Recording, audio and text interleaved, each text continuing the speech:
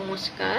আজকে আবার এসেছি একটা বিশেষ বিষয় নিয়ে আপনাদের সঙ্গে আলোচনা করতে এবং স্বাস্থ্যসম্মত এই টোটকা আপনারা যদি পালন করতে পারেন, আশা করছি আপনারা অনেক ভালো থাকবেন। তবে আমার অনুরোধ যে আমার যে নিয়মগুলো বলবো সেগুলো সঠিক পথে নিয়মগুলো মানবেন এবং ধৈর্য রেখে বিশ্বাস রেখে এই কাজগুলো করবেন, তাহলেই ফল পাবেন, তা না হলে কিন্তু পাবেন না।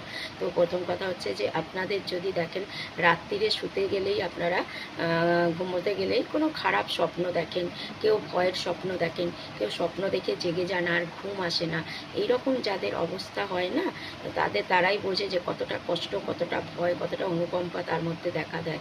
তো সেটা কাউকে বলাও যায় না এবং এর থেকে ডাক্তারেরা যে খুব একটা ভালো ওষুধ দিয়ে আপনাকে সুস্থ করতে পারবে সেটাও নয় কিন্তু। তার জন্য আপনারা এটা করতে পারেন যে যখন শুতে যাবেন, ঘুমোতে যাবেন, তার আগে হাত পা মুখ ঘাড় ভালো করে পরিষ্কার করে ধোবেন। ধুয়ে যখন শুয়ে পড়লেন, শুয়ে পড়ার পর আদ্যা স্তোত্র পাঠ করবেন। আদ্যা স্তোত্র যদি আপনি 108 বার নাও পাঠ করতে পারেন, 11 বার পাঠ করুন, নয়তো 21 বার পাঠ করুন, 11 বার অন্তত পাঠ করবেন। এই আদ্যা স্তোত্র পাঠ করার পর আপনি ঘুমিয়ে পড়ুন। আর দেখুন, আপনি কোনো খারাপ স্বপ্ন না, কোনো ভয় না, কোনো ঘুম ভেঙে যাওয়া না, কিচ্ছু হবে না, একদম সুন্দরভাবে ঘুমিয়ে পড়বেন, সকালবেলায় উঠবেন। কিন্তু এই আদ্যা স্তোত্র আপনাকে 11 বার কম করে হলেও পাঠ করতে হবে প্রত্যেক দিন।